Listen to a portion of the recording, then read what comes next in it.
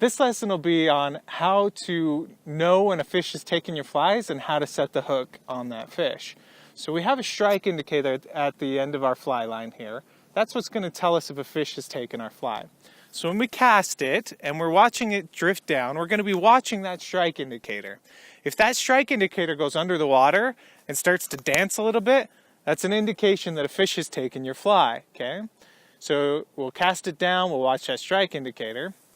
Once a fish has taken your fly and that strike indicator goes down, you're going to want to set the hook. Setting the hook just simply means pulling on your line so that it drives the hook into the fish's mouth and buries the barb if you're fishing with a barb, so that you make sure not to lose the fish. In order to set the hook, you've got two options. One is you're just going to lift your rod straight up into the air, okay? That'll provide enough force to set the hook. You don't want to yank really hard, like you see in the bass fishing tournaments, because you'll break your line. You're fishing with really fine line, you just want to lift it. So I'm going to cast upstream, that indicator goes down, I lift my rod straight up, okay? I call it thumbs up. You just point your thumb straight up in the air and that'll help hook the fish. It'll set the hook on the fish, okay?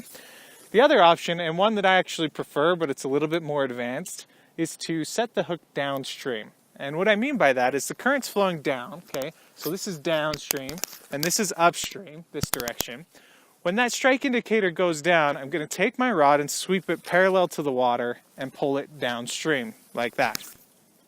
The reason why I like this technique and why I find I hook more fish and I land more fish this way is because the fish are oriented upstream.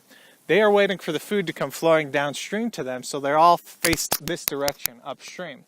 And when they take your fly in their mouth, if you set downstream, you're actually pulling that fly back towards the fish. It gives you a really good chance to hook them.